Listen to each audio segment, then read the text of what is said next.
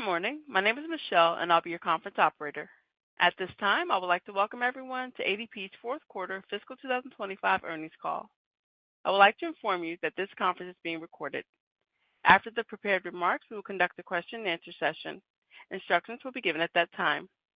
I will now turn the conference over to Matt Keating, Vice President, Investor Relations. Please go ahead.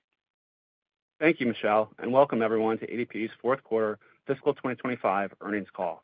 Participating today are Maria Black, our President and CEO, and Peter Hadley, our CFO. Earlier this morning, we released our results for the quarter.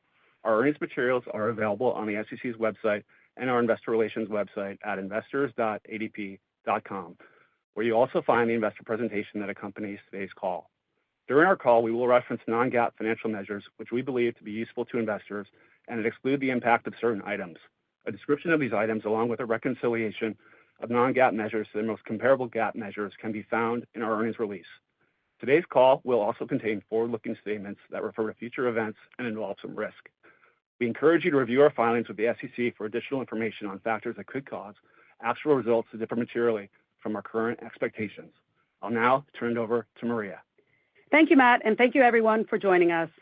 We closed out fiscal 25 with a strong fourth quarter that included 8% revenue growth, 40 basis points of adjusted EBIT margin expansion, and 8% adjusted EPS growth.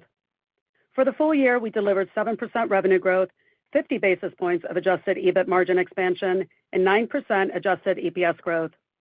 We achieved these financial results while also making significant strides across our strategic priorities. I will briefly review some additional highlights from our results before discussing this strategic progress. We delivered approximately $2.1 billion in Employer Services new business bookings in fiscal 25, representing 3% growth. While this was below our expectations, we were able to produce another year of growth, notwithstanding the uncertainty in the macro backdrop in the second half of fiscal 25. Taking a closer look, our small business suite and our domestic enterprise offerings saw solid bookings growth in fiscal 25. We did experience a softer finish in our Employer Services HR outsourcing business, where the uncertain macro backdrop appeared to impact client decision-making. And while our international bookings improved during the fourth quarter, it was not enough to offset the softness from earlier in the fiscal year. Importantly, our pipelines remain healthy, and we are laser-focused on accelerating Employer Services new business bookings growth in fiscal 26. We were very pleased that our Employer Services retention exceeded our expectations once again, increasing 10 basis points to 92.1% for the year and approaching our record high of 92.2%. Our strong retention stems in part from our company-wide client satisfaction scores reaching new record highs for the year. These impressive results were broad-based and are a testament to the product investments we are making to improve the client experience. Employer Services pays per control increased 1% in both Q4 and fiscal 25. Our clients continue to hire, albeit at a slightly slower pace as we move through the year. Finally, our PEO new business bookings growth accelerated in the fourth quarter and for the full year, contributing to fiscal 2025 PEO revenue growth of 7% at the high end of our expectations. And our fiscal 25 accomplishments extend far beyond our strong financial results. We drove meaningful momentum across all three of our strategic priorities, leading with best-in-class HCM technology, providing unmatched expertise and outsourcing, and benefiting our clients with our global scale. First, it's been a great year for innovation at ADP. Since its launch, ADP Lyric HCM has continued to gain momentum in the market. Our number of clients sold increased by more than 50% in fiscal 25, with new logos representing the majority of our new Lyric sales, and we secure these clients from a diverse set of competitors. Our number of live clients also doubled compared to the prior year, and our pipeline has continued to grow.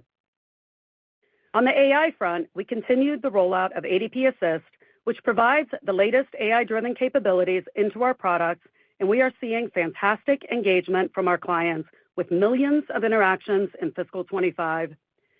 To further build on our unmatched expertise, we have also deployed these tools across ADP to thousands of our associates, driving efficiencies in our sales, service, and technology functions. By coupling our decades of experience with our significant data insights and AI investments, we are simplifying work for our associates and elevating the end-to-end client experience. Finally, we continue to benefit our clients with our global scale. In fiscal 25, we enhanced our unmatched global payroll capabilities by expanding our offer in markets with exciting growth opportunities like Japan and Saudi Arabia, and by acquiring payroll businesses like PEI in Mexico. In addition, we expanded our embedded payroll offering to enhance our small business distribution ecosystem. We also acquired Workforce Software in fiscal 25, which meaningfully enhanced our capabilities in the time and attendance space, allowing us to serve the broader workforce management needs of our clients. Now, as we look to fiscal 26, we are excited to make even more progress across our strategic priorities as we advance several company-wide initiatives. The AI landscape is evolving fast, and we are making sure that we stay ahead. Our vast data set is key to this. We benefit from the largest HCM data set with over 1.1 million clients and 42 million workers paid. This data allows us to expand our offering from simple agents to autonomous agents, and our broad and granular data set puts us in a strong position to deliver smarter and more tailored HCM agents that will be truly differentiated in the market. To accomplish this, we have invested in establishing our own proprietary tools to help scale our agent development in a compliant, explainable, observable, and secure manner. We have already rolled out a few role-based agents, and client adoption and sentiment have been strong. We will also continue to harness AI advances to drive operational efficiency, reduce service friction, and deliver even greater value for our clients as we expand ADP Assist into our products and throughout our organization. By extending the reach of our next-gen solutions, we will build on the momentum Lyric and next-gen payroll are experiencing. Finally, our acquisition of Workforce Software and the maturity of Lyric are serving as catalysts for the evolution of our global offering. We believe we have an opportunity to deliver a differentiated product and client experience that wins in the global multinational market. The success we achieved in our fiscal 25 financial results and across our strategic priorities is a testament to the extraordinary efforts of our 67,000 dedicated associates around the world. And I want to take a moment to thank our associates for their commitment to our clients, to each other, and to the world of work. As I look ahead, I am energized by the opportunities in front of us. We operate in a dynamic market. It's large, it's growing, it is always evolving, and we are ready for what's next.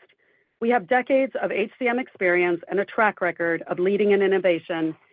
We have a leading go-to-market and distribution strategy and the ability to support clients of all sizes, be it a one-employee small business on Main Street or the largest enterprise with more than 1 million employees.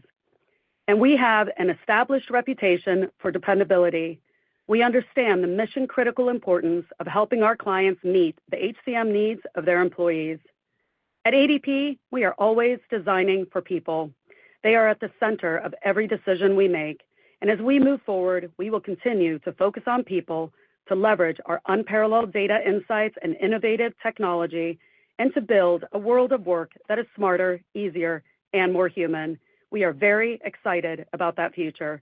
And now I'll turn the call over to Peter. Thank you, Maria, and good morning, everyone. I will start by expanding on Maria's comments on our Q4 and fiscal 2025 results before covering our fiscal 2026 financial outlook. Our Q4 performance was strong, and this helped to drive both fiscal 2025 revenue and earnings growth to the high end of our expectations. The strength was broad-based, with revenue growth in both employer services and the PEO coming in at the top end of our full-year guidance ranges. The end result was full-year revenue growth of 7%, bringing fiscal 2025 revenue to $20.6 billion. For employer services, revenue in the increased 8% on a reported basis and 6% on an organic constant currency basis. ES margins expanded 50 basis points in Q4, exceeding our expectations. For the full year, ES revenue grew 7% on a reported basis and 6% on an organic constant currency basis, while ES margins expanded 100 basis points. For the PEO, revenue grew 7% in the fourth quarter.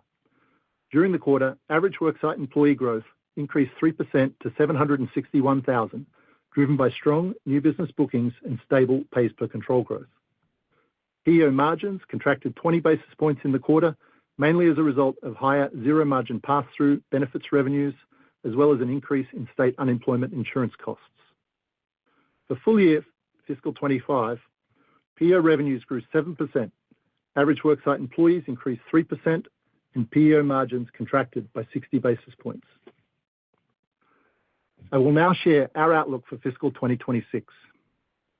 While the macro backdrop remains uncertain, we believe that we are well positioned to deliver solid financial results while continuing to invest for future growth and make additional, meaningful progress on our strategic priorities.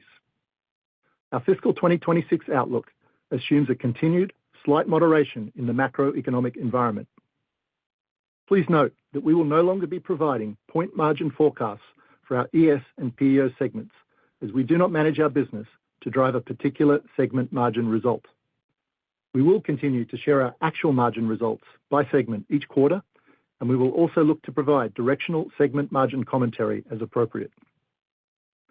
Beginning with the ES segment, we expect revenue growth of 5% to 6%, driven by the following key assumptions. We expect ES new business bookings to grow by 4% to 7%, as we expect growth to accelerate from our fiscal 2025 result, based on continued investments that we are making in both Salesforce headcount and tools, as well as the continuing maturity of several key strategic offerings, such as Lyric, Workforce Software, and Embedded Payroll. For ES retention, we forecast a 10 to 30 basis point decline from the 92.1% result for fiscal 2025. We are encouraged by our continued retention achievements and our record client satisfaction scores. However, we think it is prudent to expect some retention pressure from a continued moderate slowing in the macroeconomic environment and the potential for some increase in small business out-of-business levels. As we mentioned on our prior earnings call, we see the potential for below-normal U.S. pays per control growth in fiscal 2026, and our outlook assumes 0% to 1% growth for the year. This view is consistent with the trends that we are seeing of a continued gradual moderation in U.S. private sector payroll growth. We also expect FX to transition from a slight headwind to ES revenue growth in fiscal 2025 to a modest tailwind in fiscal 2026. And for client funds interest revenue, the interest rate backdrop remains dynamic, and it is important to remember that our client funds interest revenue forecast reflects the current forward yield curve, which is likely to evolve as we move through fiscal 2026. At this moment, we expect that our average yield will increase from 3.2% in fiscal 25 to 3.4% in fiscal 2026, which contemplates the market's expectations for short-term interest rates to decrease by around 100 basis points during the fiscal year. We also expect that our average client funds balances will grow 2% to 3% in fiscal 2026. Putting all this together, we expect that our client funds interest revenue will increase from $1.19 billion in fiscal 2025 to a range of $1.29 to $1.31 billion in fiscal 2026. Meanwhile, we expect that the net impact from our client fund strategy will increase from $1.07 billion in fiscal 2025 to a range of $1.25 to $1.27 billion in fiscal 2026. We expect ES margins to expand in fiscal 2026, driven by the continued growth of client funds interest revenues, partially offset by the growth investments we are making in support of our strategic priorities. Moving on now to the PEO segment. We expect PEO revenues to grow 5% to 7%, and PEO revenues, excluding zero-margin pass-throughs, to grow 3% to 5% in fiscal 2026. Our growth outlook also assumes average worksite employee growth of 2% to 3%. We are anticipating continued healthy PEO new business bookings growth and higher retention to be partially offset by a modest decline in PEO pays per control growth. We expect PEO margins to decrease in fiscal 2026, with zero-margin pass-throughs growing faster than overall PEO revenues. Adding it all up, our consolidated revenue outlook is for 5% to 6% growth in fiscal 2026, and we expect adjusted EBIT margin expansion of 50 to 70 basis points. We expect that our effective tax rate will be around 23%, and we expect fiscal 2026 adjusted earnings per share growth of 8% to 10%, supported by continued share repurchases. A quick note on our margin cadence. Due to the impact of the Workforce Software acquisition and the timing of some other investments, we are expecting some contraction in our adjusted EBIT margin on a year-over-year basis in the first quarter, before margins ramp over the remainder of fiscal 2026. Thank you, and I'll now turn it back to the operator for Q&A. Thank you. If you wish to ask a question, please press star 11. If your question has been answered and you wish to remove yourself from the queue, please press star 11 again. Please be aware of the allotted time for questions. Please ask one question with a brief follow-up. And our first question comes from Bryan Bergin with TD Cowen. Your line is open. Hi, guys. Good morning. Thank you. I want to start with demand here and maybe just dig into the areas of the ES signings underperformance versus the plan. It sounded like HRO and international. Can you share more thoughts on the HRO softness, just despite the efficiency proposition there? I'm curious on that. And is that mid-market softness specifically? Yeah, good morning, Brian. Thank you. Happy to help kind of unpack the $2.1 billion in bookings that we had, excuse me, and the 3% growth and the attribution. So as mentioned, we had relative growth in the small business suite. That's inclusive, by the way, of our insurance offering, our retirement services offering. We saw strength in the domestic enterprise suite. When you think about that, that's the strength we've seen in Lyric. That's Workforce Software. That's the strength that we see in our compliance solutions offerings, employment tax, things of that nature. The softness that we spoke to was in international. But specifically to your question, since you were asking about HRO, just kind of double-click on that. The domestic HRO business is a combination of the upper end of the mid-market, if you will, as well as call it the lower end of the enterprise space. Product-wise, those are two offerings named comprehensive services and comprehensive outsourcing solutions. And those are oftentimes very, very large opportunities for us. They're complex. They have long sales cycles. They often involve lots of departments, lots of decision makers. Think HR transformations, if you will. And we did see some strength in that area in the first half of last year. We saw it moderate in the third quarter, but we had a significant pipeline heading into the fourth quarter, but we just didn't see the decisions being made in the fourth quarter. Now, the good news is, because you asked about activities and how that pipeline is faring, these are still active deals. So these aren't deals that said no and said, a different answer, such as a competitor. These are just delayed decisions that didn't happen in the fourth quarter. So the pipeline remains strong. It is up year on year.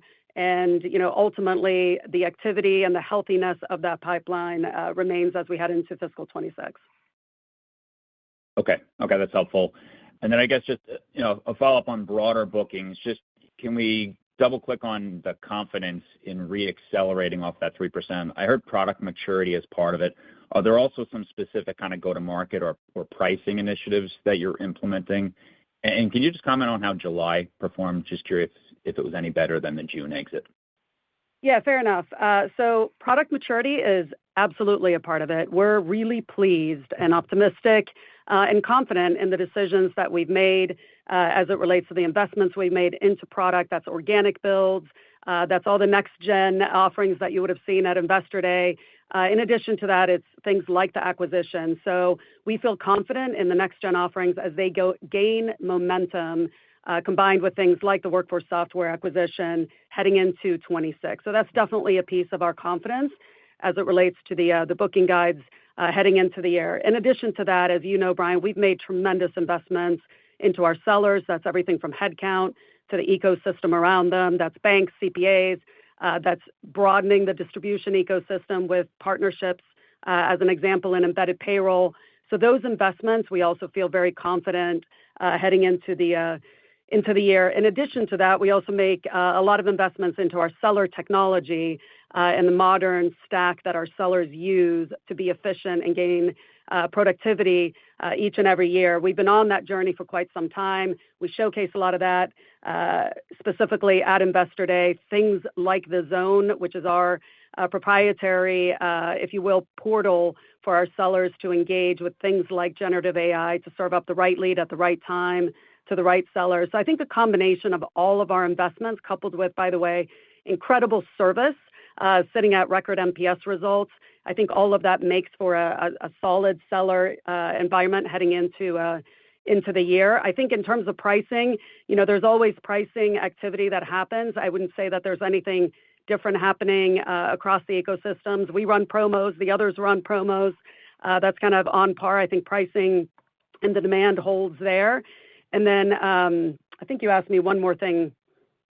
Just July. July. July. Yes, July. It is July 30th. I think it's too early to comment on July. I think the biggest comment I would say is the one I said earlier, which is that pipelines and activity remain strong. It's healthy. It's engaged. It's up year on year. And that gives us confidence heading into the quarter as well as the year. Okay. Thank you for all the detail. Thank you. Our next question comes from Ramsey El-Assal with Barclays. Your line is open. Hi, thank you for taking my question. I wanted to ask about the pricing contribution in fiscal 26, whether it's more analogous to what we've seen maybe historically, or whether it remains a little bit elevated, just given inflation's also a little bit elevated. And I had a second question, I'll just throw it in here. It was just on the better than anticipated retention result this quarter, whether there was any particular call-outs or drivers or reasons why you saw the outperformance. Thank you. Yeah, thanks, Ramsey. Good morning. Thank you for the question. Just with respect to pricing, if you're talking about the historical norms, sort of the 50 basis points we used to talk about, I guess, sort of pre-pandemic and the post-pandemic inflation period, our pricing assumptions for 26 are more consistent with the near term. So, in that 100 or so basis point range, that's our expectation. We have a slight moderation factored into our planning for 26 versus 25, but we're more in the camp, if you like, of recent pricing trends versus sort of the pre-pandemic, pre-inflationary environment increase in terms of our pricing.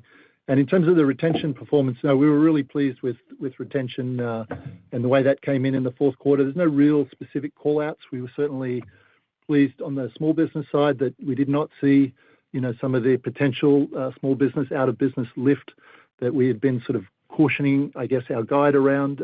But really, the performance was very much broad-based across the company, and we saw some great retention results across all of the segments as well as in our international space. Got it. Thank you very much. Thank you.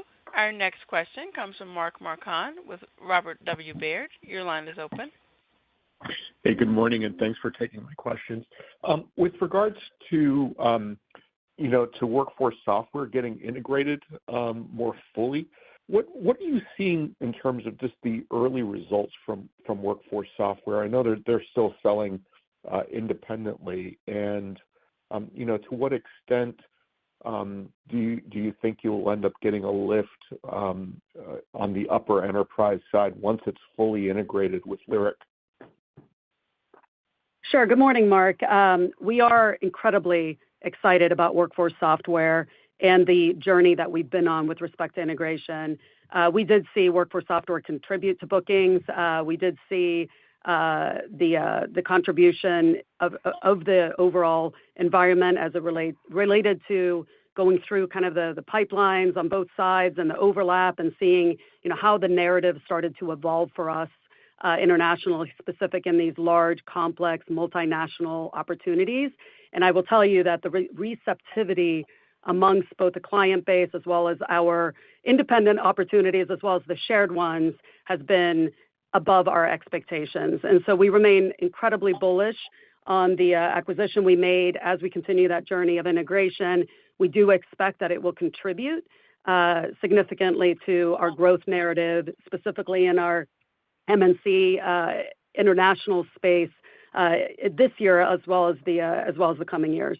Yeah, and just to add on to that, I would say, Mark, you're correct.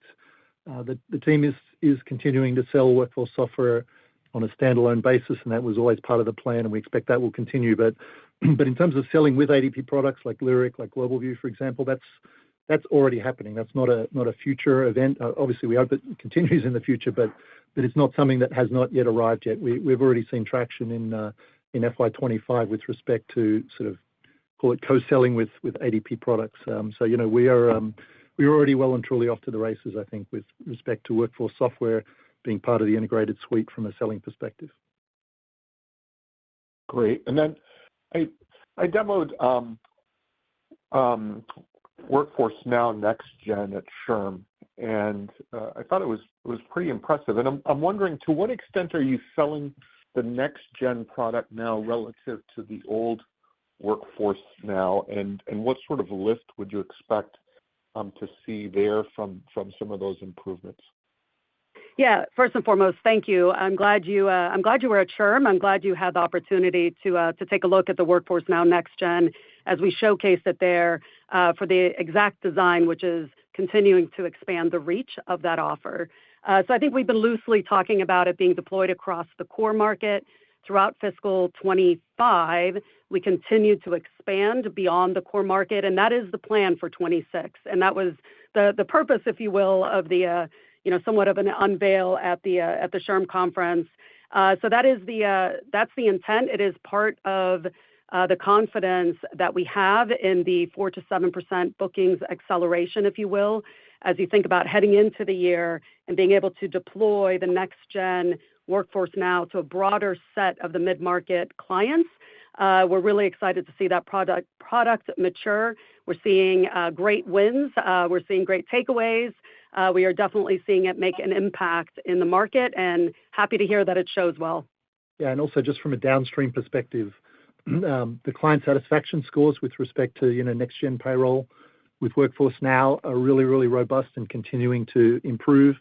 And I was talking to our operations leader the other day. The implementation experience is getting better and better, and also from a client user perspective, the number of contacts that clients on Next Gen have to make to ADP in order to solve their needs are significantly reduced versus sort of the current gen model. So in terms of what it will bring us in terms of bookings, as Maria outlined, but downstream, we're also really excited about the potential impacts of expanding that offering more widely across the client base. Perfect. Thank you. Thank you. Our next question comes from Samad Samana with Jefferies. Your line is open. Hi, good morning. Thank you for taking my questions. Maybe first, I just was curious, if you think about where the quarter shook out, how does that maybe compare to what you were thinking at the time of the Analyst Day? And did it surprise you relative to what you were expecting at that time? And then I have a follow-up question as well. Yeah, Samad, thanks for the question. Are you referring to bookings or just more generally? I think we were very happy with how the quarter. Yeah, I was thinking about bookings, right? Just in terms of how you were thinking about bookings at the time, and maybe I guess trying to figure out if there was a trend line change.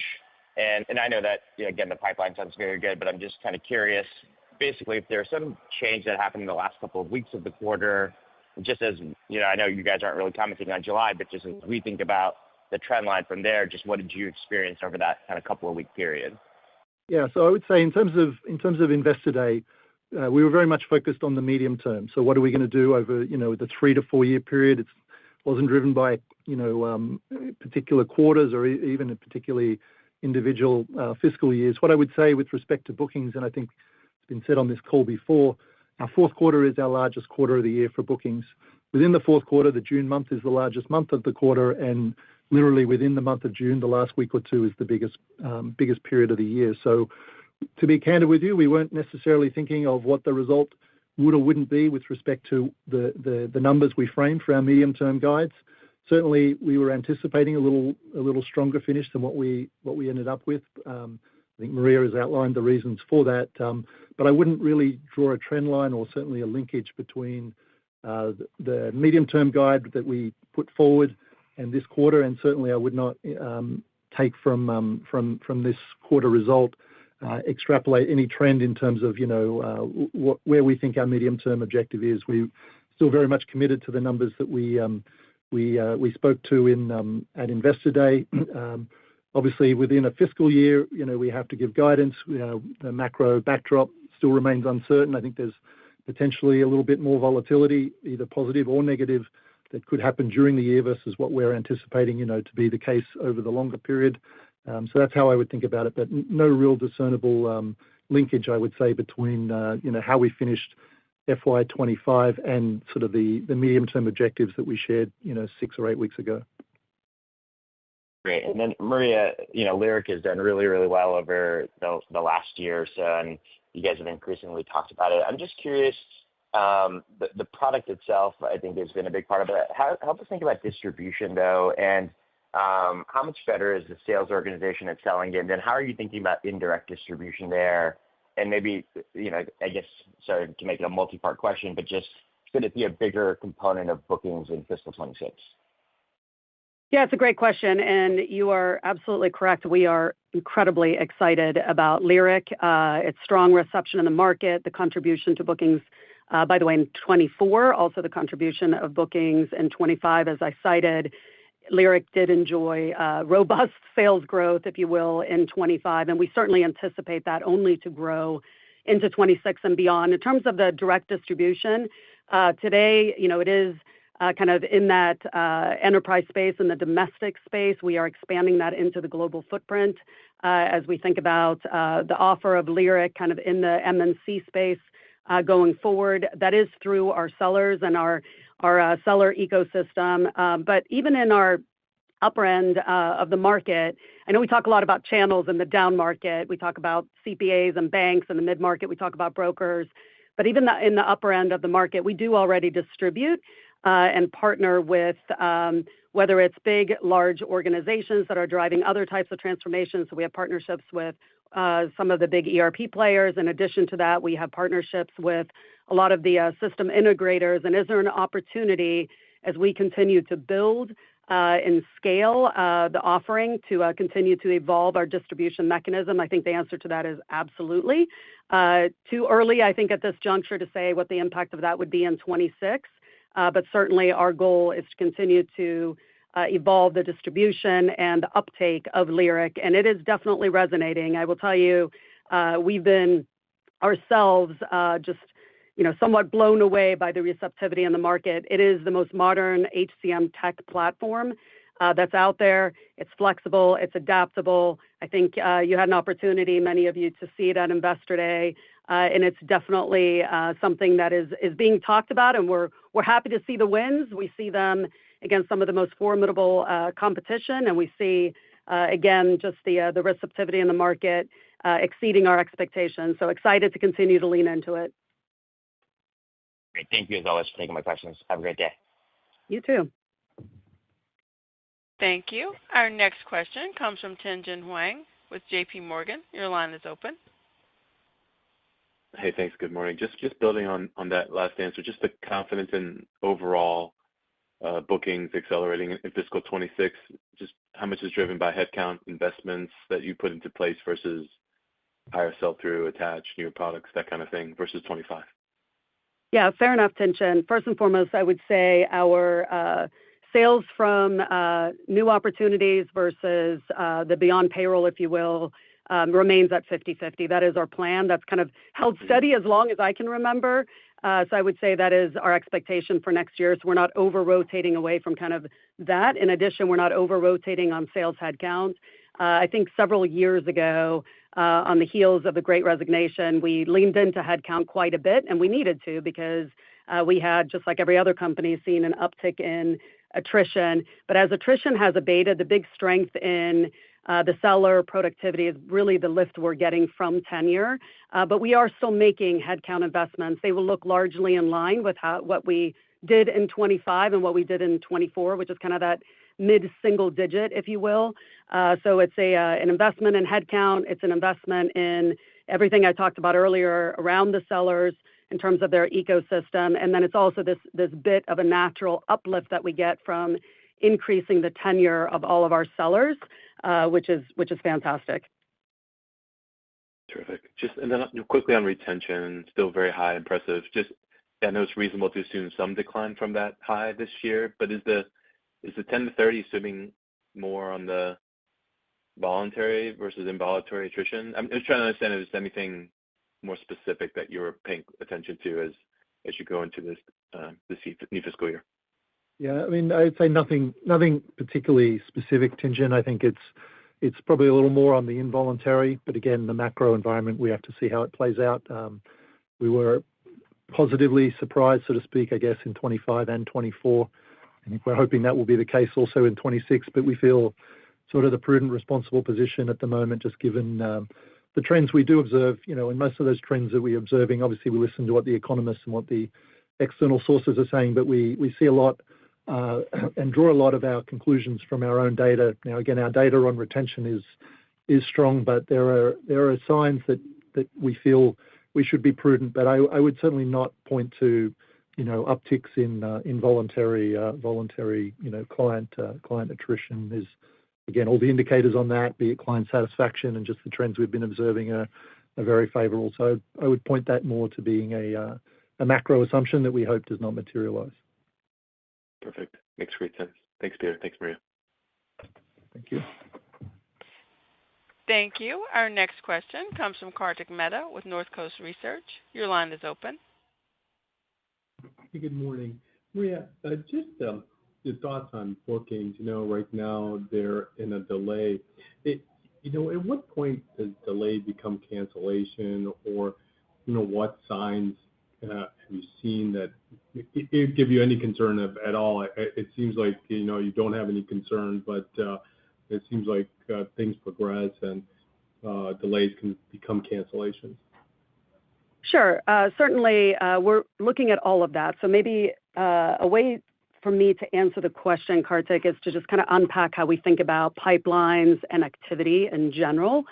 So if you think about the various segments, and I'll start at the small end, in the small business, it's really not about pipelines. Many of those opportunities we're able to literally onboard in hours, if you will. And so we're looking more at activity measures, right? And that's everything from leads coming in, call it how many appointments sellers are on, opportunities that are being generated. And so we're looking at the activities, specifically what I would say across the small business portfolio, across even the core end of the mid-market. That's a very active, healthy activity that's happening out there. And we don't see any moderation in kind of the activity out there, right? And so in the PEO space specifically, we're looking at things like RFPs, requests for proposals, that is. We're looking at asks for benefit underwriting, lots of different measures that we look at to, again, assess whether or not the activity levels have changed. And the answer there is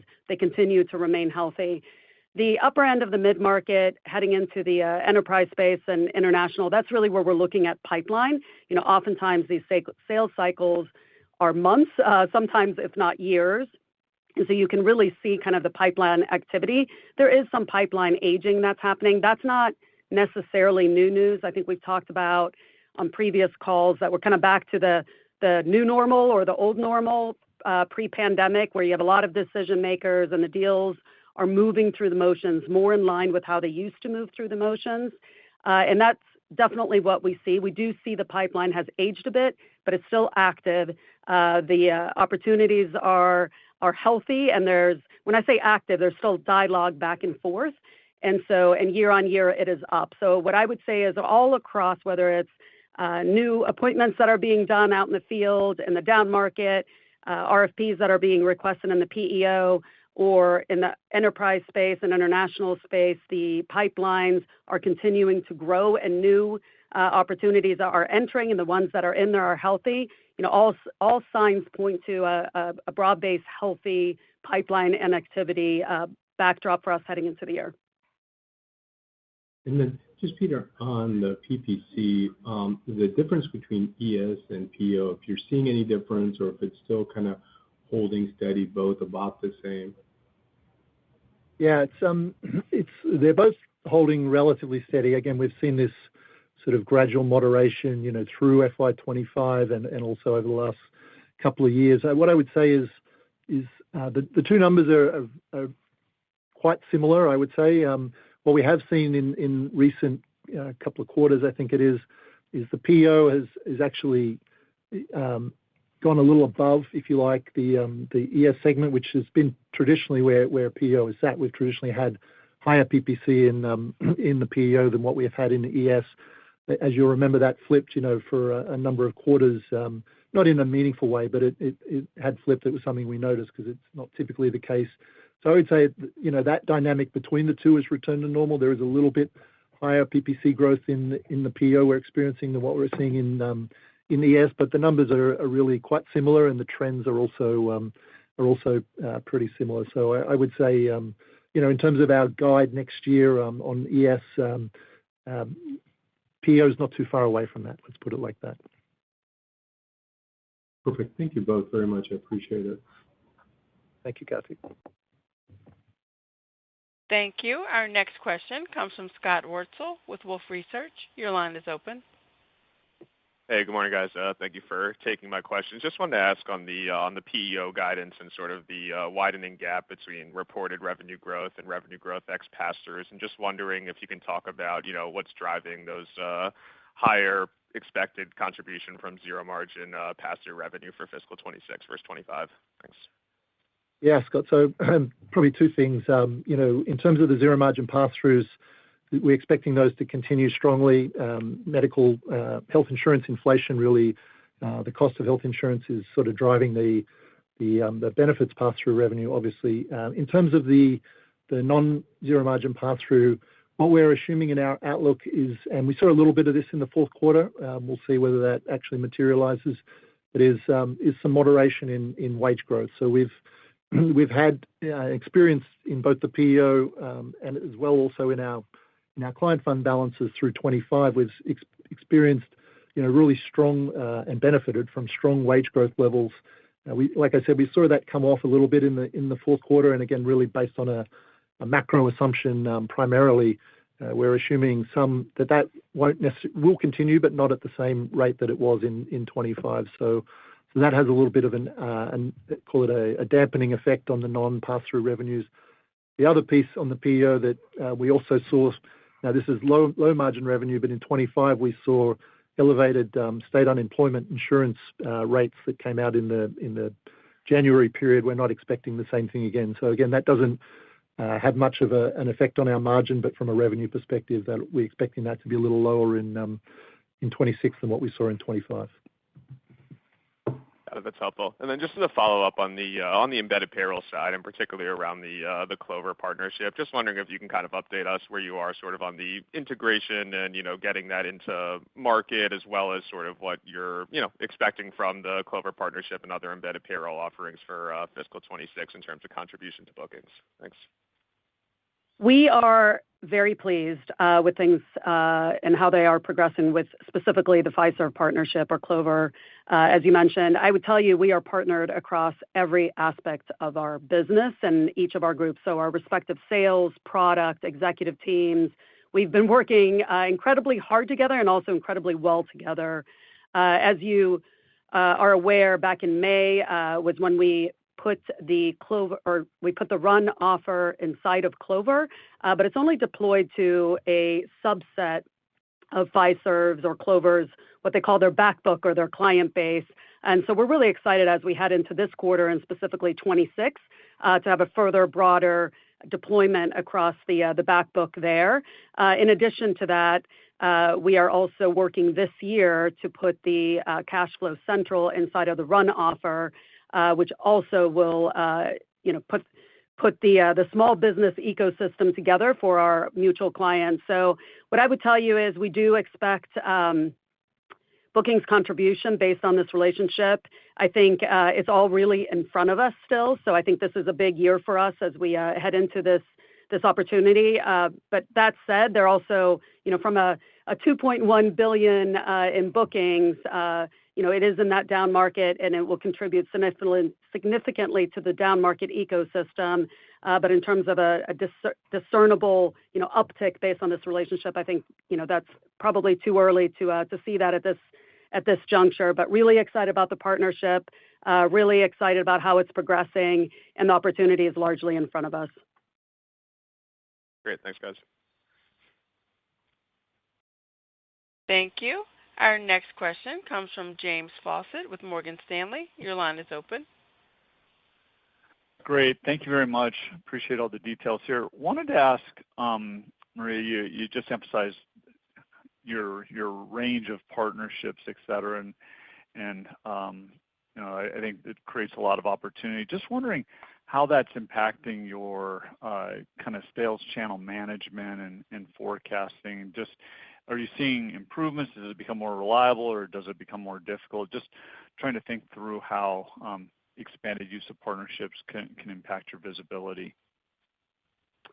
So thank you for the question, James. I think I'm very bullish on partnerships as a way to accelerate, whether it's candidly all three of our strategic priorities, which is to have the best technology, the most robust offering, and the most and biggest, largest global scale. So I think we have partnerships that fit squarely into each one of our segments to advance the strategic priorities. And all of this is, in my mind, what it means to be a modern company, to ensure that you're really good at what you're good at and leveraging others to extend your reach, whether it's through distribution or it's just to solve client opportunities. And that's exactly what we do, and that's exactly what we've been doing. What I will tell you is we are also very thoughtful about how we partner. And so when I say we partnered, as an example, on the embedded payroll at all of the levels of the organization, whether it's the executive levels or it's the seller level, a lot of this is about perfecting the model so that we do not, change, call it fundamentally, visibility into our business or at some level, like how we actually go to market. So what I would tell you is we have not seen, an inability for us to, have a view on results or pipelines or activity levels by virtue of our partnership. I think if anything, it's extending and expanding our visibility because we have more eyes and set opportunities. So if you imagine in the upper end of the enterprise or MNC space, as we're partnering with SIs, we have more visibility into all of the things a client is trying to actually accomplish, which at times is all about HCM, but sometimes an HCM transformation might just be a subset of a larger project. I think in the down market, CPAs and banks, they have full visibility to those clients. And certainly, these partnerships and how we're structuring them as we expand the reach of our ecosystem, such as embedded payroll, we're very thoughtful to make sure that, we're not disintermediating anything that is the way that we do business as ADP. Yeah, I can confirm that. There's no adverse effect on our ability to forecast. Really, the partners really enhance our opportunity and help us to deliver. In no way does that sort of impede or make it more difficult or more easy, for that matter, to get our forecasting on point. Great. That's really useful color and insight into how that's developing. Wanted to touch on one of those partnerships, and that's Wisely and Earned Wage Access. I don't think we've gotten much of an update on that product in quite some time. How is that attached trending? And I think more specifically, you introduced a fee-free Earned Wage Access program with daily pay a few years ago. And I know it's a small product in totality, but just curious to hear how EWA attached among run clients has evolved over the last 12, 18 months. Yeah, what I would say is, you're right, it is a small part. We are pleased with the Wisely member count that we have. I don't know that, we're in a position to provide any more specifics around that offer than I think what we've talked about. It is attaching, I guess, for specific use cases for certain clients. And some of those are on the smaller side at the member count standpoint, i.e. an employee actually making choices for some of these things, and some of it is at the aggregate in certain types of industries. It seems to be a significant interest in this way. I think actually we produced in our ADP Research Institute a Today at Work report that came out just this past few weeks. And in that report, it talks about the frequency by which everything from generations to segmented clients, i.e. by size, want to get paid. And so it is kind of interesting to track these trends. And I encourage you to take a look at it, James, in terms of what type of employee it is that wants to be paid, whether it's biweekly, which, by the way, is the bulk of the United States, as an example, is paid biweekly or twice a month. But in terms of this daily element or this ability to get pay, call it on-demand or early wage access. You can kind of see, some of those trend lines in there. And so I think, again, for the clients that have workers that categorically fall in there, this offer is a fantastic solution, and we're very pleased with what we have. And I think that's probably the best color I can give you. Great. Appreciate that, Maria. Have a good day. You too. Thank you. Our next question comes from Ashish Sabadra with RBC Capital Markets. Your line is open. Hi, good morning. This is David Page on for Ashish. Thanks for taking our questions. Maria, Peter, I was wondering if you could just detail what the AI contribution is to margins, either on the upside or is investing that still needs to be go on to get the AI products through and up and running. Any color there would be helpful. Thank you. Yeah, sure, David. So we are, and we've sort of said this relatively consistently, I think, the last few quarters also at Investor Day. So the situation has not changed. We are seeing, meaningful productivity improvements and opportunities. We have businesses, for example, in our down market and also our mid market. You'll see next week when we release our 10K, our client unit counts continue to grow at a very healthy and consistent clip with what they have been growing, in previous years. Yet we are able to actually see some operational headcount reduction, in those businesses as a result of generative AI and some of the other, like-minded tools and things that we're deploying in those spaces. So it is real. We're not quantifying the amount of that, but it is certainly real that we are enjoying those benefits. But again, as we've said in the past, we are deploying AI, in a very thoughtful, governed way.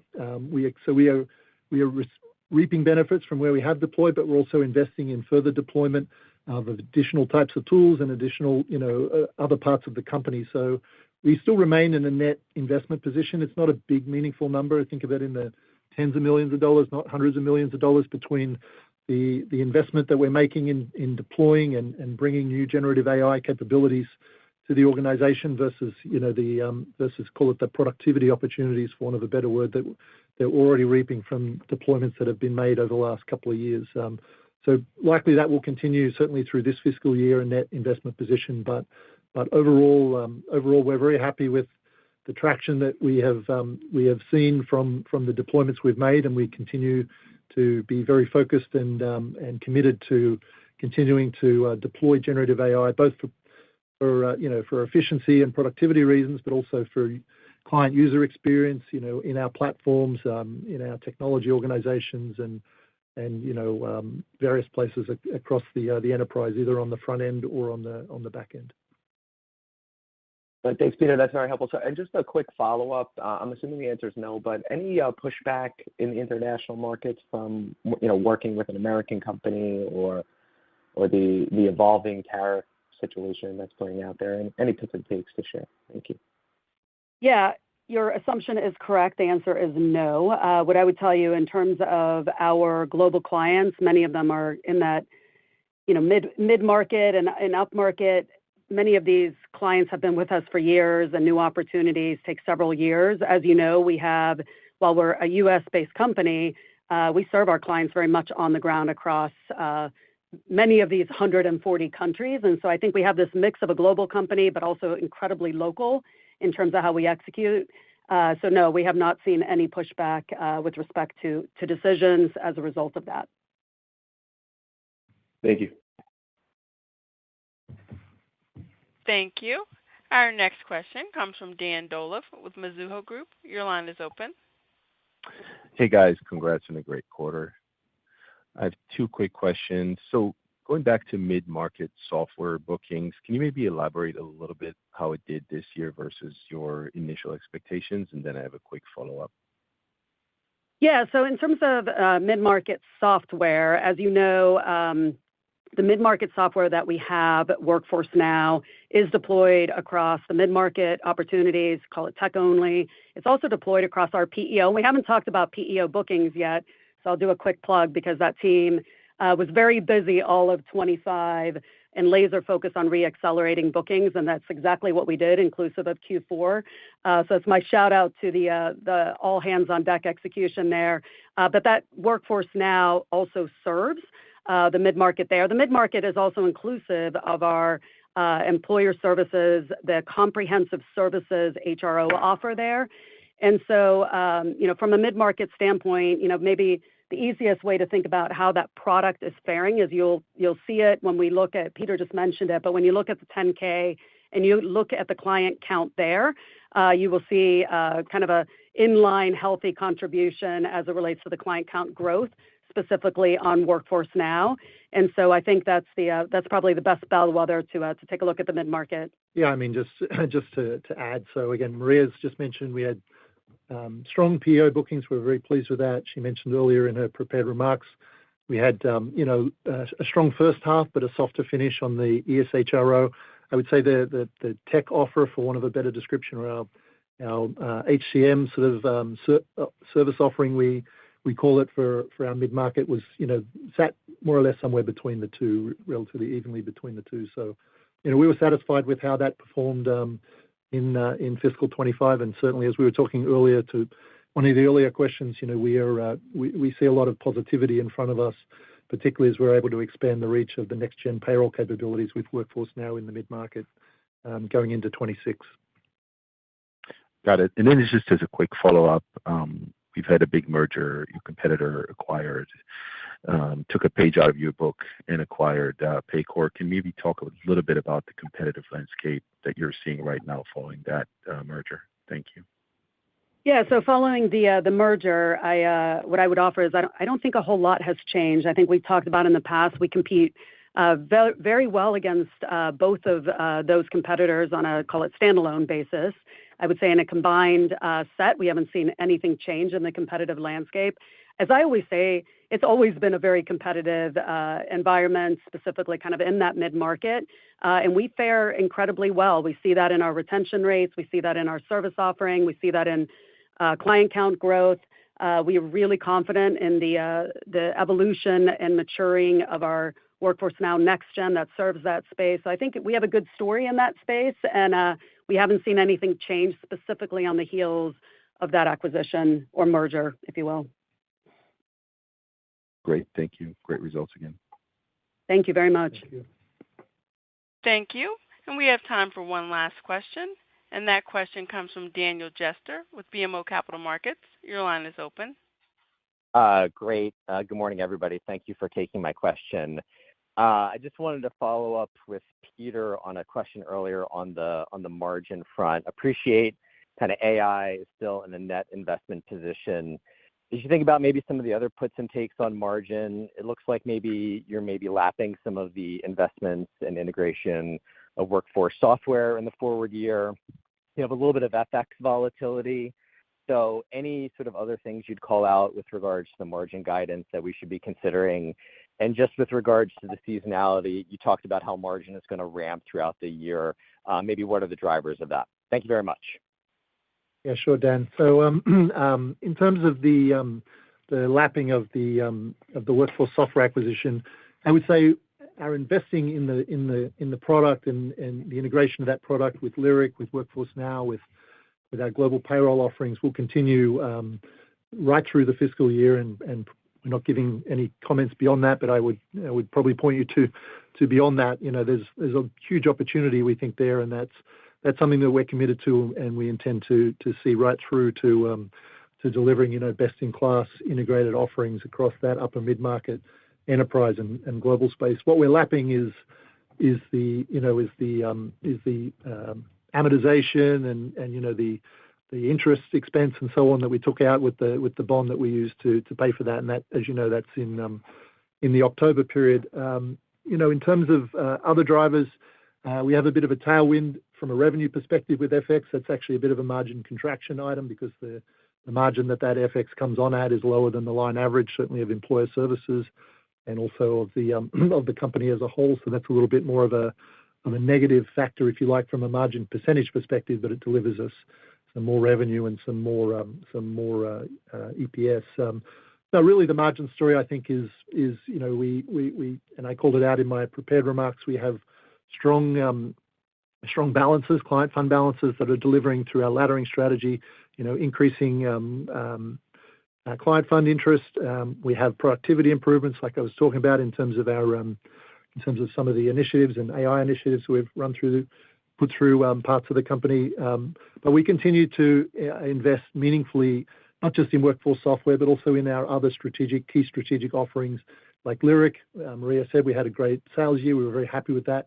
Means now we have a lot of backlog, and we have operational resources that we're onboarding in order to get that backlog implemented and get those clients to revenue generating. So, we're investing in Lyric, we're investing in workforce software, as I said before, generative AI, and we're also cognizant, as we said at Investor Day, to balance that with margin expansion and also healthy returns for our shareholders. So that's really the margin mix unpicked. Great. Thank you very much. You're welcome. Thank you. This concludes our question and answer portion for today. I'm pleased to hand the program over to Maria Black for closing remarks. Thank you, Michelle, and thank you again, everyone, for joining this morning and for your interest. I had the opportunity earlier to thank our associates. I'd like to do that once again, and also to all of our stakeholders out there that support us and our journey. We had a solid 2025, and it couldn't be done without our associates, our clients, our analysts, our investors. I'm incredibly grateful for the support, and I'm also incredibly optimistic for our future as we head into 26 and beyond. Thank you very much. Thank you for your participation. You may now disconnect. Everyone, have a great day.